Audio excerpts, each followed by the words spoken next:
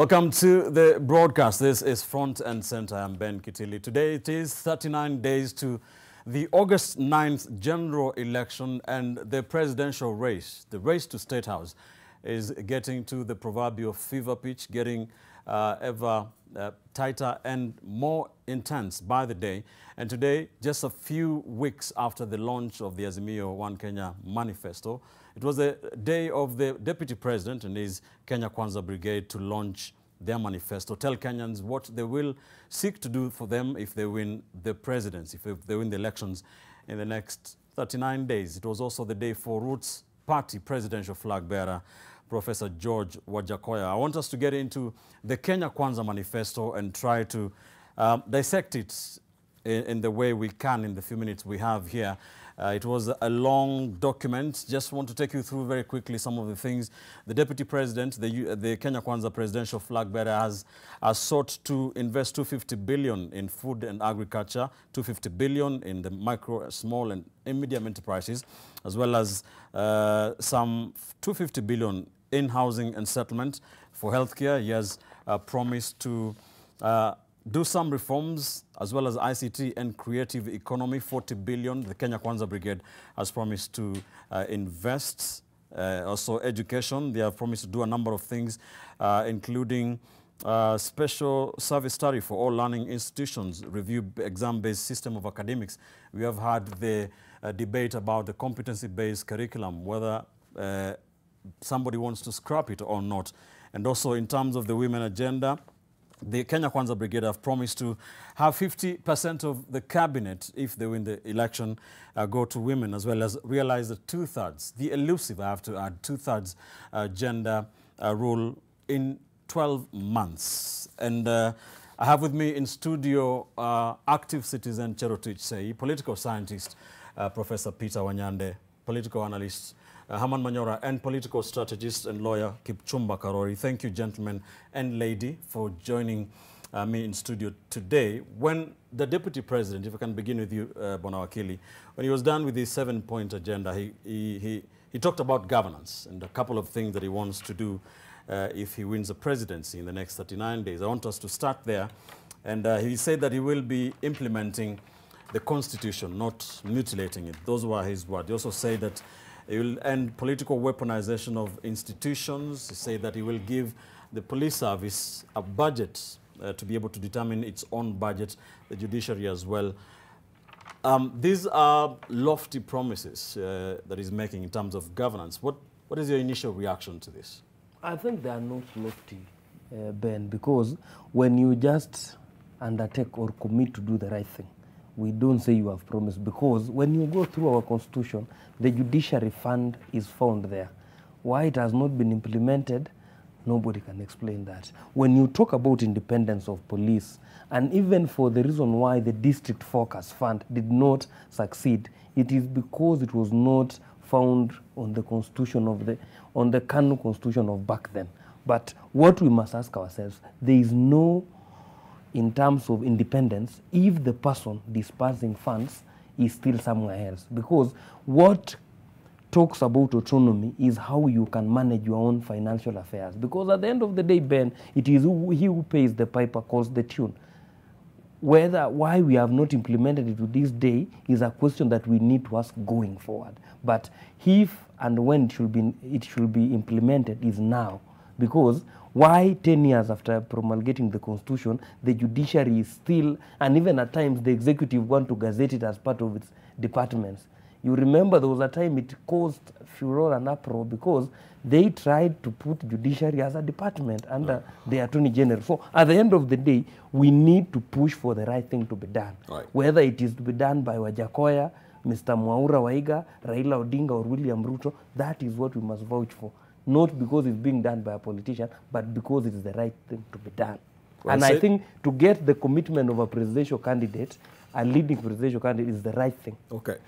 Herman, what is your take on the Deputy President's or the UDA presidential flag bearer's promise in terms of implementing the Constitution? He has seemingly thrown barbs at his Azimio counterpart, saying things like he will not mutilate the constitution, hitting out at the president, saying that he will appoint all judges that have been nominated by the Judicial Service Commission. What parallels do you draw between Ruto and Odinga in as far as this is concerned? You know, this billionaire's hustler manifesto is very interesting. Wrote with a lot of contradictions. And even what you are saying is another instance of contradiction. A man who opposed the constitution now purposes to champion the same constitution. And it will be difficult for some people to believe him, maybe I included. Secondly, you see, I have advised these leaders that people are looking at you and beginning to see what image comes out when you use words like mutilate, which, and this is the street talk, by simple and cheap fellows. An attempt to change the constitution cannot be mutilation of the constitution. And the Supreme Court has pronounced itself on the same and said it's not mutilation, it's just an attempt to change the constitution by means provided for in the same constitution. So, all right. I think it is populist. Like everything else in this manifesto, there's too much attempt at populism. And I think don't you think it goes with his bottom-up approach, where he says his focus is on the people, saying he wants to create opportunities for the people, not for a few guys at the top? But can't you see the contradictions I'm talking about? The billionaire hustler manifesto. Can't you see in a country that people are suffering today because of cost of living, because of simple things like maize meal, unga? You need to find ways of mitigating the suffering by channeling, like Raila says, certain funds and stopping certain perhaps projects or expenditure in the short term to cushion that. So a person faced with this kind of problem is on a spree to dish billions. We'll get, all right. Is what I'm saying, the contradiction. I think what Aman Manyora has not internalized is the figures behind this. The question we need to ask Manyora is, do they make sense? Right. When we say we are going to invest 250 billion on food and 250 on MSMEs, how much are we investing now? I have serious capacity to internalize but serious the question stuff. Is not even this cheap manifesto. All right, stuff. I want us to get into the economics part of it very shortly. That's it has been touted as an issue of this election. Cherotich, I want to come to you. You were a big part of that movement opposing the BBI referendum. How do you look at these promises vis-a-vis promising not to mutilate the constitution? The other side has said the BBI is not dead. The other side that has Martha Karua, who you worked with very closely, with the Linda Katiba. What comes to your mind when this is mentioned? Well, I'm very glad that the Deputy President has committed that Kenya Kwanza, if it comes to power, will not mutilate, and I will repeat to that several times, however cheap one thinks it is, mutilate the Constitution, because our issue as Linda Katiba was the unconstitutionality of the repeal disguised as amendments and alterations and a few things here and there. So anyone, by all means, can go ahead and say this constitution is not fit for purpose, but we shall follow constitutional methods to make sure that we amend, change, repeal, and so on. So when the Deputy President commits not to mutilate, that is at least for me a good starting point, because before it was a free-for-all. If you feel this doesn't work for me, if I want to expand this, change this, I can use shortcuts and backdoors and so on, and the Deputy President is saying Kenya Kwanza will not do that. So if at any point, if Kenya Kwanza does win these elections, wants to change any aspect or element of the Constitution, and I think Martha Karua said that also on the other side, that if Azimio does win and attempts, there will have to be a constitutional process. We have to respect the rule of law. But I always say, why don't we implement the Constitution? as is? Have we shown that it is not fit for purpose in every aspect to then spend billions and billions of shillings repealing it? So for me, it's very good when I hear a candidate saying that I will not mutilate the Constitution. Right. And I'm happy with that. But would you allow me to say something? Because it's a very long document. I haven't read it all. I don't think everyone has read it all. And I think my fundamental departure from the Azimio manifesto, when I compare it to the Kenya Kwanza manifesto, is the level of detail. You see, when I go and I focus on energy, switch off KPLC, consumer protection, money in Wanjiko's pocket. How is it that we can get rid of the cartels and all those groups and bodies that make it impossible for us to afford energy? Because whatever Azimio is saying, whatever Kenya Kwanza is saying, whatever Roots Party is saying and so on, we cannot do without energy. If we cannot afford electricity, there's nothing we're doing. So right. I feel that when I read the section on electricity in the Kenya Kwanza manifesto, it is extremely clear, not just the points, oh, we want to reduce the cost, we want to do this, the how is there. The detail, you say. The detail is there, and it is the detail, it is the well thought through, including budgetary allocations that have their basis in sound economics, that will convince me that this particular party knows what it's talking about. Do you know that Kenya Kwanza has said that it will delink government development initiatives, leaving Kenya Power to operate on commercial principles? That is huge.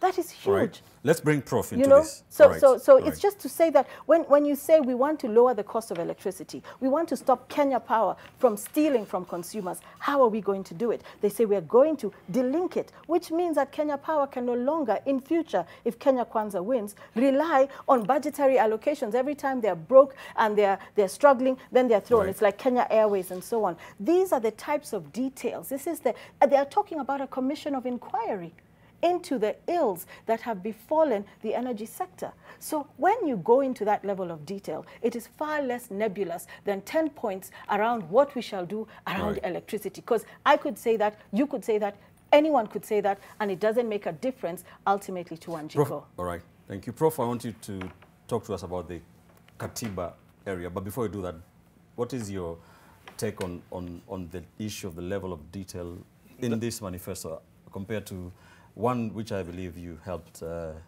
draft, the Azimio one? Thank you very much. In fact, one of the biggest problems with this manifesto that was presented today by Kenya Kwanza is precisely the issue of detail. You do not put detail in a manifesto. A manifesto is a statement of intent, and you leave the details to the next level. When you take over government, you then talk about your programs and how you're going to finance those programs. In fact, the Constitution of Kenya is very clear about the budgeting process. It cannot be done by a political party that has not captured political power. It just goes against the Constitution. But I'm not surprised that the Kenya Kwanza manifesto today provided those details, because they have very little, and they have demonstrated this, very little respect for institutions, very little respect for laws, and that is a dangerous thing to do. Why do I say that?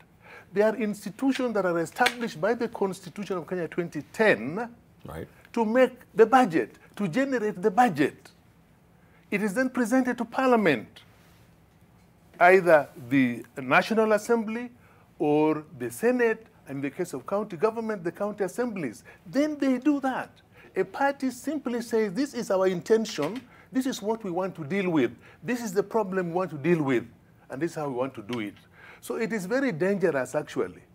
Indeed, I listened briefly to the presentation, and every time, many times I heard him saying, I will do this, I will do this. In a democratic political system, a leader does not say, I will do this. Right.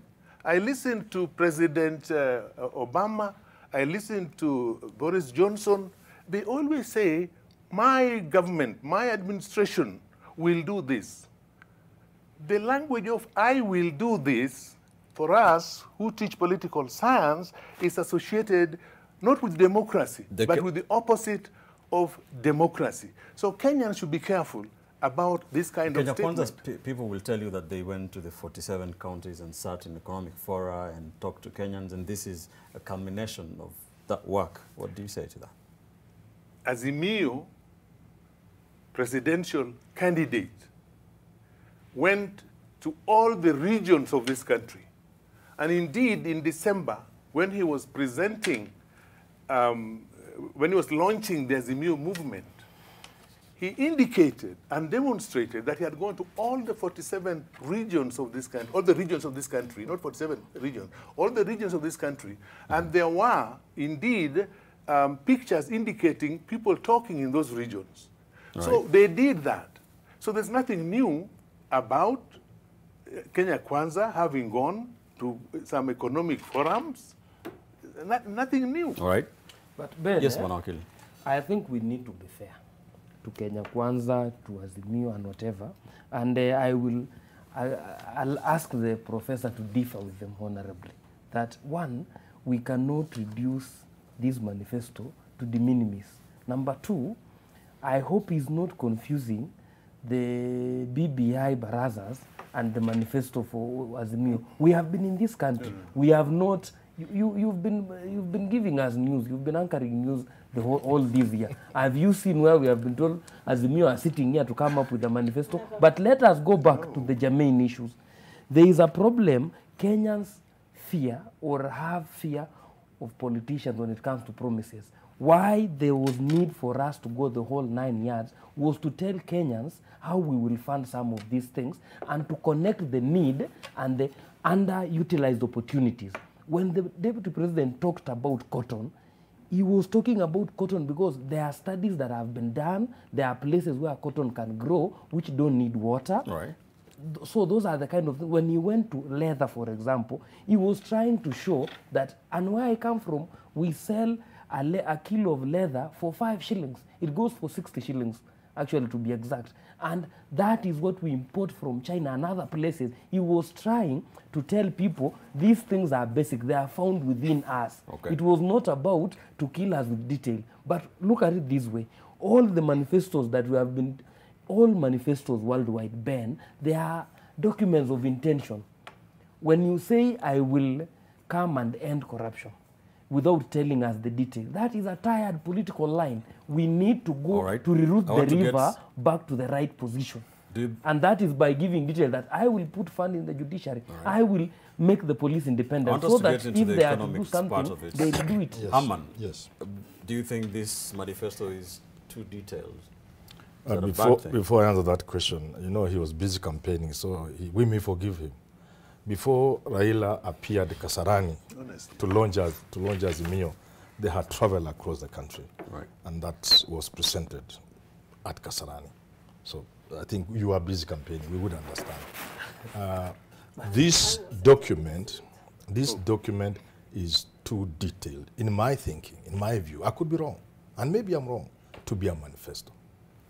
Really, the way I see a manifesto, a political manifesto, it is a dream you have. But Manyora, when somebody has drawn a good picture, you you finish? accept. If you All right. don't No, have no. any difference Listen, with it, listen. we just Can you accept a finish? good picture. There's no Otherwise, problem. it's Let only Hammond a page. finish. I'm saying it is a dream or a vision. All right. And then you actualize it on a piece of paper to prepare a document. I don't think you can bring those details. Let me give you a very good example. Ekuru Ekot, what do you call him? Ekuru Ekot, he came up with a wonderful proposal to amend the constitution. Is it Punda Amechoka Maligona? No, it was something, Punguza Mzigo. In that document of his, he even proposed the salaries for MPs, surely. You can't put such a details. At the very best, perhaps you could put some percentage of something. But the detail in terms of even the salary, that is how you must read this. Because now, the danger here, that there are certain things that are way beyond your power as a president. Even the constitutional amendment, apart from the court saying the president may not himself get involved, that kind of popular initiative, there is also the question of which organs then are tasked All right. with amending the constitution. So what I'm trying to say is, when you go into details, it is like a rope that can be used to hang yourself. You'll be hung by that rope. Details are always avoided because they are unseen challenges. Anybody who has occupied a public office will tell you from outside before you enter, you think things are very easy. The moment you enter inside, you realize, there were challenges here that I couldn't even have imagined. So you leave room for yourself to make a few changes here and there. For that reason, you do not provide the details. On the back of that, please. All right. You know, we are told today that the Deputy President has said that he will not mutilate the Constitution, a word that I really don't think is appropriate. But let us look at it from a historical perspective. When the Kenyans were demanding a new constitution, who led the No campaign? Who said this constitution has so many problems we cannot implement it? Who? It was the Deputy President. Raila Odinga at that time said that about 90% of this constitution is good. Let us implement it. We will rectify the problematic areas as we go along, because a constitution is a living document. Right. It is not a static document. So why this double speak? At one point, he doesn't want it. Then he says, now, I want it. Fair enough. Fair enough. I want to get into the economics, but Cherotich, before we get into that, what the two gentlemen are saying about this manifesto being too detailed, is that what is that the reason why the Deputy President has been crucified, in your opinion, so many times for the promises that the Jubilee administration or the Jubilee duo of himself and the President made in 2013 and in 2017, where people seem to quote him verbatim? You know, you said in 6 months you'll do this and this, you'll build the stadia and all that. Is that a danger that you can walk into as a presidential candidate, do you think? Yeah, you know, if for every promise every politician ever made, we received 1,000 shillings, we'd already have dealt with our debt. In other words, for the ordinary citizen who is a voter, who is a taxpayer, we're used to promises, endless promises. And I love that we have this problem of detail, because prior to this particular Kenya Kwanza manifesto launch, every single manifesto looked exactly the same to me in the past. I've often said, tell me, in 2017, tell me all the different manifestos of the various parties. How did they actually read? What did they sound like? They all look like the same thing. Oh, we are going to increase the number of teachers. Oh, we are going to reduce debt. Oh, we are going to stop corruption. Oh, we are going to... Oh, and so on and so forth. Now we have an issue where my two senior brothers are saying there's too much detail. I love it that there's detail. Give us the detail. Give us the how, the mechanics. Obviously, if Kenya Kwanza comes into power, there's regulations and systems. It's not like everything that has been said will be written into law immediately. There's a legislative authorizations to deal with. There is the executive spaces. There's a whole plethora of systems and structures and processes and institutions that will have to also agree with and go forward with the detail in this plan, with probably tweaks and amendments. But it is fantastic that we have detail. It also shows that Kenya Kwanza took the time to listen to those 90,000+ people in the 47 counties and all those technical thematic spaces. I was listening to the health one. It was utterly impressive. That is the detail you see here. This is not cooked up in the Deputy President's head. This is the product of intense work. And I'm glad to see that somebody actually cares enough not to insult the intelligence of the populace by actually telling us, this is what I want to do, this is how I will do it. Not saying, iko shida hapa, tutaiangalia baadaye. I want to know, iko shida ni gani? How are we going to resolve it? What are the steps? What is even the budgetary allocation potentially that could be assigned to deal with that problem? And so for me, as Kenyans, it is time for us to move to a place where we ask our politicians, those who want our vote, to give us details.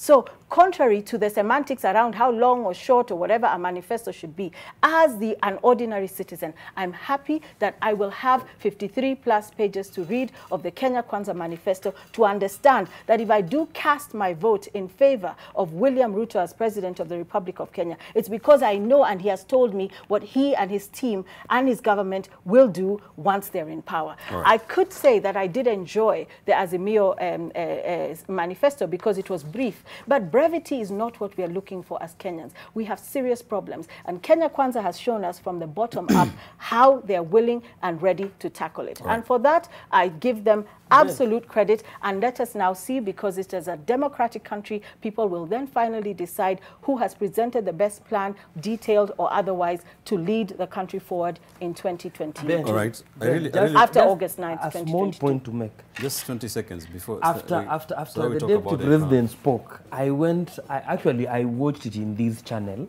Wajakoya was speaking, and Wajakoya gave us also another detailed document. Even when he was referring to the price of the dog meat, he said it is 6 times more expensive. When Azimio were launching their manifesto, they told us the exact number of teachers they will hire. What is wrong when William Ruto talks about the percentage critical. and what have you? So what, at the end of the day, what we need to do, and we as citizens here, Professor Wanyandi included, Of course. What do you mean is included? what? Listen, I'm just making a point. No, that's you not included. A very good point to say when you're included. Am I No, suspect listen, no. citizen? What I'm saying is we need to put politicians to a corner. They evade All the right. dragnet You because don't understand. they point to no, us Ben, to Ben, the issue Ben, of grey Ben, area. Ben, Away from- Ben, Okay. in the interest of the viewer, Yes. what the good lady and the good friend of mine are saying, the detail can make people laugh at you. Because without even going through the document in detail, the kind of billions generated, the word billion and the expenses, the Kenyan budget as it is today, unless you more than double revenue collection, almost triple revenue collection. Allow me to Speaking come of to which- the next. finish. Allow me to Speaking come to of- the let me next finish, show let me with the finish. numbers, so Let me that we finish. can just be Let me talking just about finish. numbers. Just Yes, a quick, Haman. I'm just saying, Yes. a quick glance, or if you are listening, the billions that were being thrown out, a thinking Kenyan quickly rubbishes it. So this guy is a joker. He's being populist. And that's dangerous to you as a presidential candidate. All right. We're only fair being enough. kind. So, speaking of which, speaking of the billions, pundits have said that this election is about the economy, that the economy is the biggest issue of this election. I want to find out if you agree, Prof. Let me begin with you. And also, I want to take a look at the first 3 points in the Kenya Kwanza manifesto. Agriculture and food security, the Kenya Kwanza Brigade promising to invest 250 billions, Haman, Yes. into agriculture and food security.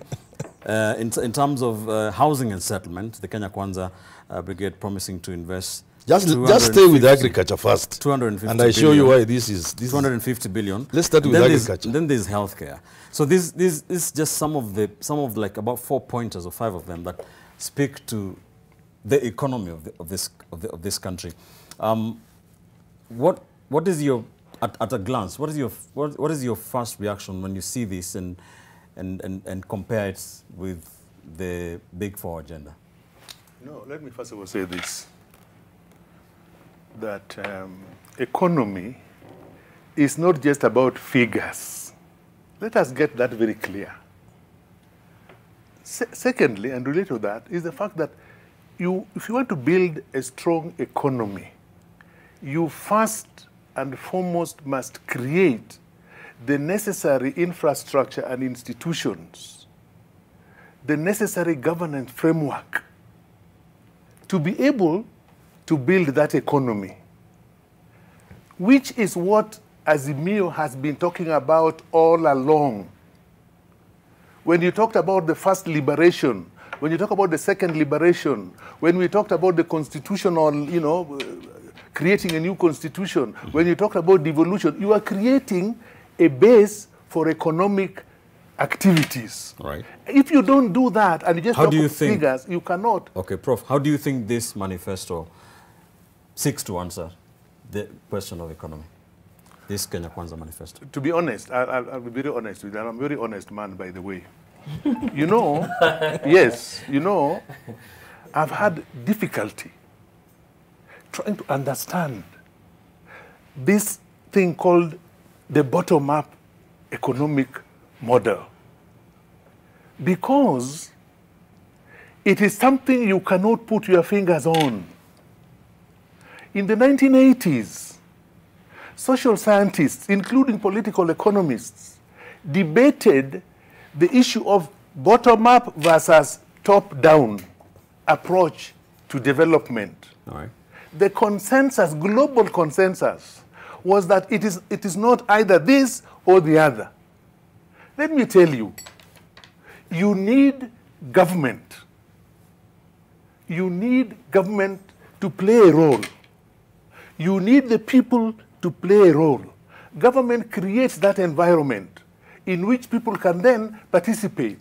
But if you disobey laws, if you disobey rules, including the Constitution, surely you cannot then expect the people to play their role in governance and in economic development. It does not work that way.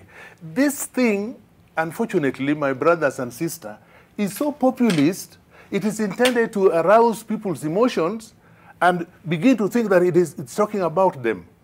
By the way, I personally find it very difficult to categorize some people as being the bottom.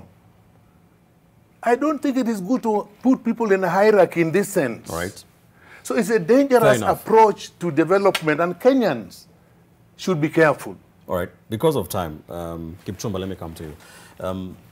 The Deputy President said that there are about 1.4 million unemployed Kenyans, about 3.5, I think, million underemployed Kenyans, putting the figure at 5 points, saying this is the base of, this is the bottom of the pyramid. That is what he said.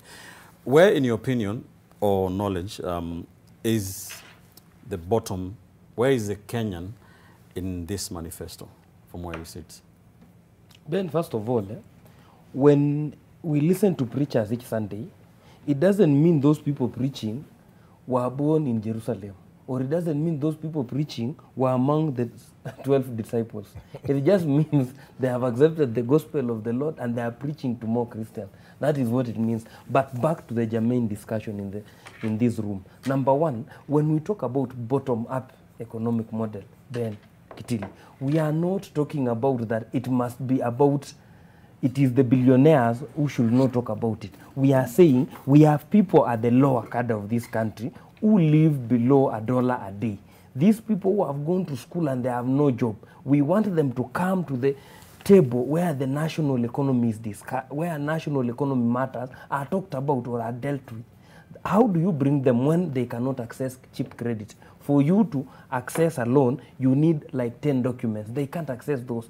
How do you bring them to the table when they have no skill? That's why we are talking about investing in TVETs. We are talking about help should have no interest, so that if I come from a poor family and I get an education, I do not get beholden to paying help for the first 5 years instead of trying to get my family and myself out of poverty. We are looking at the next 10 years or the next 20 years of this country. It can't continue the way it's going, Ben, where the economy of the country is in the hands of less than 1%, while the remaining 99% do not have a say in our economy. They can vote, yes, but their vote is diminished heavily if they have no financial power. That is why a politician will buy a vote at 50 shillings and come to Nairobi, where the cartels and monopolies will buy the politician. So that chain has to begin from somewhere. Right. And when you read that Article 10, Ben, we are not reinventing the wheel. Public participation is at the center of our governance structure. Our economic transformation in this country cannot begin in Nairobi. Right. It has to begin in the villages where people are bearing the brunt of poverty. Talking about this, Herman, young people, universal broadband to be made available countrywide in 5 years, build 100,000 kilometers fiber optic network, digitize 80% of government services, the issue about the creative economy, mainstreaming arts and culture. This seems to address young people, don't you agree? These are things you can get in any textbook and in any documents with the people from the Economic Survey Department of National Bureau of Statistics and the World Bank. These are cheap things you can get.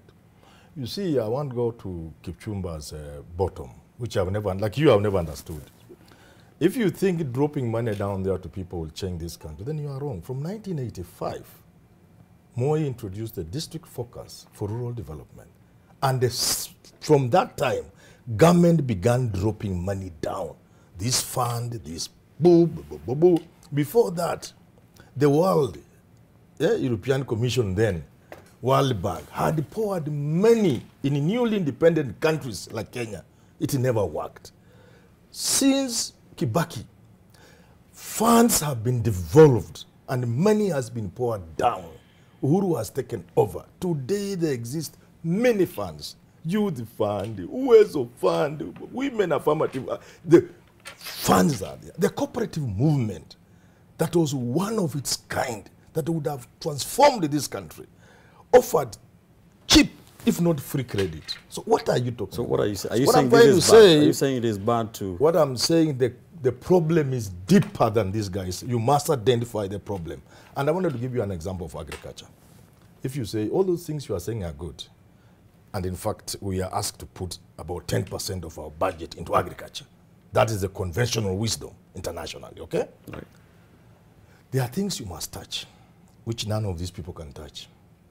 Before you touch on land ownership in this country, which the framers of the Constitution scattered around, before you talk about land, so long as Ben Kitili has 50,000 acres in Narok that has been lying idle for the past 15, 20 years, so long as there are people who are making business with seed and fertilizer, those are the things you talk about, then I can listen.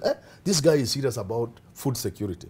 But these things are just what you can find in an average text. All right, all right. So to answer your question, all these things are good. But the problem is, like with the connectivity of electricity, was indeed a conduit for people to steal money. If agriculture was this beautiful, and agriculture is like the coconut tree with 10 uses, he spent almost half of the time on agriculture, and it is so wonderful. Many things flow from agriculture. Why didn't they implement these things in the first term when he was literally in charge of government? You see Good question. You see what I'm saying? So skeptical question, though. when you say we rolled out so many, so many households enrolled into the your pet topic, what you are calling last mile, I can see this digital thing rolling out to be perhaps another conduit who just stealing the money. I would say that's a bit skeptical. It's not skeptical. From somebody who Because I'm saying, supports a listen, man who has no, sold a because pot. I'm saying, You should no, tell us more about the listen, devil in what us. I'm saying is this. Look here. What All I'm right. saying, you didn't get what I'm saying, Kipchumba. I'm saying, if you wanted to convince me you want to improve food security, or any of these things you are saying, I would know where you would start. And But you are avoiding where you will start. Okay. And you are taking me Cherotich. where you took me with the last mile connectivity, and you bought those fake transformers. So I'm not even sure this connectivity of the digital space is not another conduit for stealing. But nobody has, Let me nobody has let me landed feed on in. Let's hear from last Cherotich. mile What is your Let view of all me this? feed into what you've said, feed in tariff into what you've said, no pun intended. But, you know, I hear what you're saying. You're saying that if you're going to have fantastic plans, you better also understand the historical, systemic origins of the impediments to the success of those plans. Correct. So I'm understanding what you're saying. And this is why, when I see the 10 points in terms of what Azimio says it's going to do for electricity versus the detailed explanation, I've not read, I'm going to read it all, but when I read the electricity bit, they said that we understand, we have done connectivity last mile. I've always said you can connect all the way to the last household in Moyale or to wherever, or in Mandera or Lunga Lunga, but if you have not addressed the cartels that roam freely the hallways of the energy production sector in generation, transmission, distribution, sale, in its regulation at the EPRA level, at the Ministry of Energy. If you don't address that, you can connect every house in Kenya and it won't make a difference because electricity will still be expensive. So what I have seen here, for example, an independent inquiry into the same things that we have been fighting for at Switch Off KPLC for 5 years, and others have been fighting for decades. When I see that, I begin to have hope that all the grand plans around what we want to do with electricity and energy according to Kenya Kwanza might actually work, because they will be somehow willing to begin to interrogate the root causes of corruption in the energy sector. And that I can get behind. I don't know how to get behind the 10 points of Azimio. There's no corruption in these documents. But Unless you check stealing, I've just given you, unless you check stealing of public funds, so I have anything given, in this document is a waste of time. It's a waste of time. All right. I want us to wind this up. I want us to... But you understood what I was saying. Yes. Yes, thank you.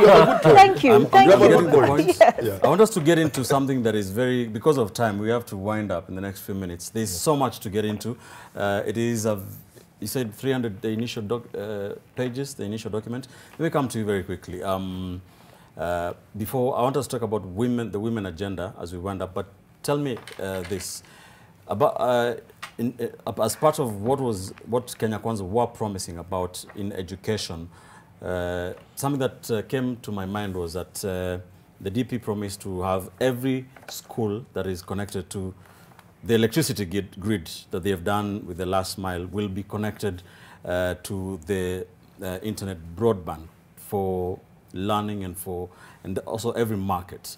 Then there are people, skeptics like Manyora here, who would say that we had this same promise about the laptops from the Jubilee government.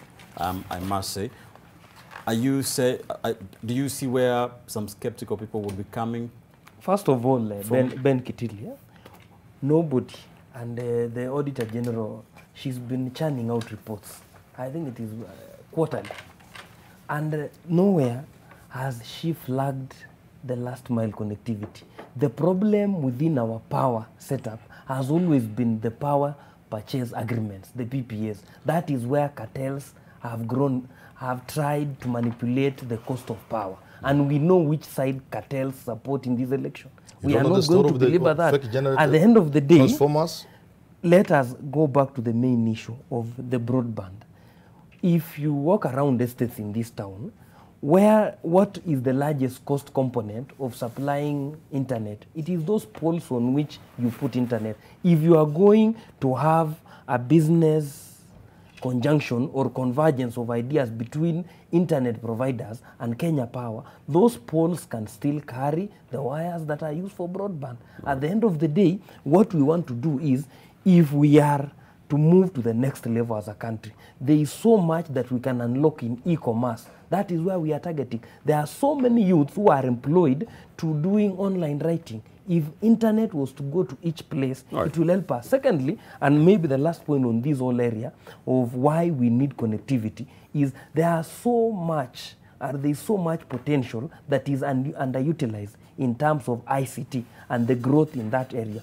You have seen how many things Kenyans can do with proper internet. So I think what we are trying to address in that internet and broadband issue is the issue of trying to create more avenues. Okay. The Jubilee government has tried with the Ajira, but when you put internet in every area, you are improving the issues of doing research, you are improving the issue of young people trying to get a place where they can start with. And on the issue of women, maybe, because I might not have a chance.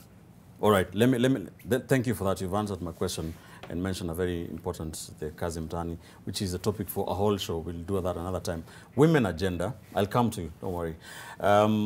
Deputy President William Ruto promising 50% cabinet position to women, promising to finally realize the 2/3 gender rule in 12 months.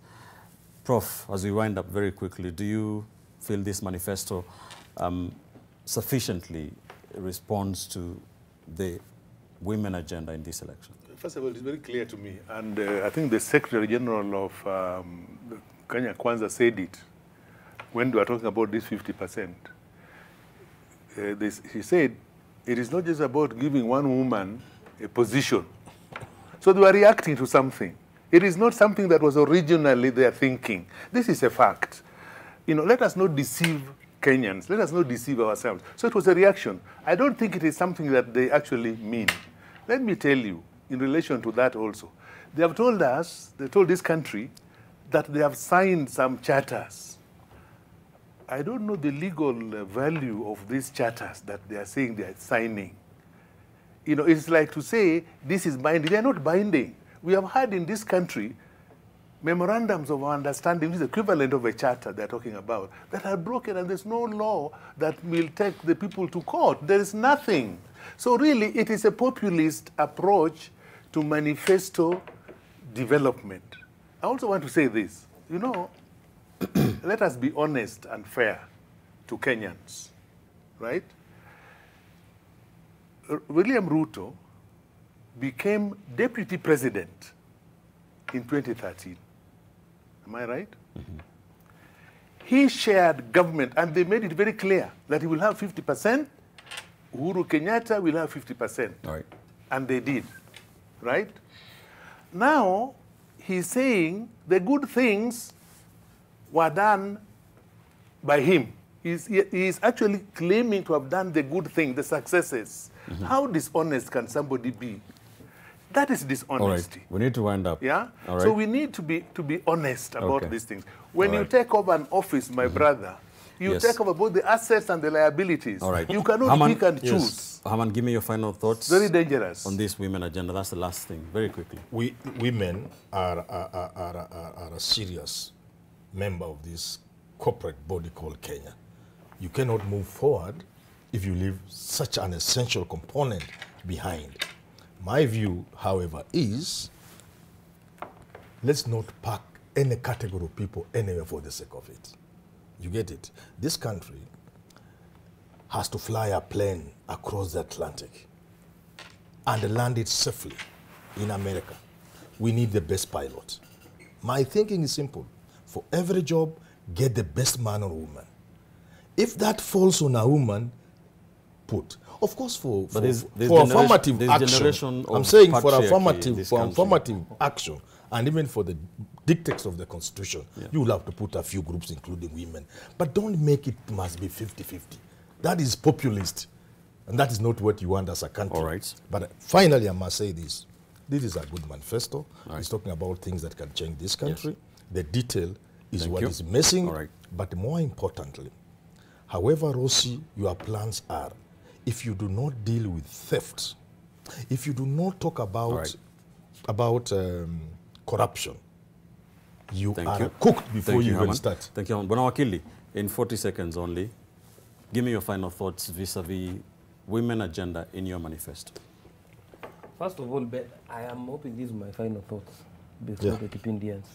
I think, first of all, I am reminded that when Raila Odinga went around the whole country, he was seeking endorsement to be president. He was not seeking the views of Kenyans on what he will do as president. He was asking people if he will run. Right. I remember he used to say, I'll make a declaration. No, let's so, correct Professor, that. No, we need to correct that. He had two. No. He raised two issues. But there was no document that was handed over to We really Raila. need to wind He this said up. to the people, We what are your problems in this area? Secondly, would you want me to be president? There are two. Thank you, Prof. Number two, Bwana Wakili, let's you've not eaten deceive, into like no. 30 seconds Number of your two time.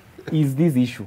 Let us not run away from the reality that the politics of this nation going forward must be politics on proper understanding of what the people want. We cannot always be prescribing medicine to a sick person who we have not seen. We just believe he's sick somewhere in Huisero without knowing what ails that person.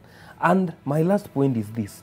If some of us have been accustomed to politics of conmanship and deceit, where somebody can lie and get away with, there are people who believe in politics that if I promise you 1 glass of water, I will deliver. I will not cut shortcuts or reinvent the wheel or change the color of the room so that you don't see the glass of water. Thank you, so Wakili. at the end of the day, the politics we preach and that which we want to bequeath the future generations must be politics that at least points to integrity. Chero, teacher have the final say in this. This panel fails the 2000 rule, but what is your take on that in this manifesto? Then your closing remarks. Say that since the promulgation of the 2010 Constitution, successive governments have failed to effectively implement the 2/3 gender rule. I am behind anybody who tells me that they will be able to come up with a plan in 90 days and change things in 6 months. I would love to see this. And if this is what Kenya Kwanza, for example, is setting out to do, Azimio, I heard Martha Karua say that it's a bit more complex, but they will do it too. I would love to see either party, whichever wins, actually finally do what the Constitution asked us to do since 2010. And if it's 50% women in cabinet, I can assure you that those women, the 50% in the cabinet, will not be underqualified, unqualified, affirmative action, whatever. I am sure that they will select qualified women because there are as many qualified women as there are men. So I think it is time that we put to rest this 2/3 gender rule by actually respecting the Constitution and implementing it. And if they do that, this will be a fantastic move forward. So I look forward to seeing that happen. And again, Kenya Kwanza has more clearly articulated how it will do it. All right, thank you. Let's leave it there. Active citizen Cherotich, a political scientist, Professor Peter Wanyande, political analyst, Haman Manyora, and lawyer and political strategist Kipchumba Karori. Thank you, ladies and gentlemen, for joining us on Front and Center this Thursday night. We shall be delving into some of these issues a bit more here on NTV in the way only we can. Join us every Thursday night from around 9:35 as we dissect the biggest political and governance issues in the Republic. I'm Ben Kitili. Goodbye from Nairobi.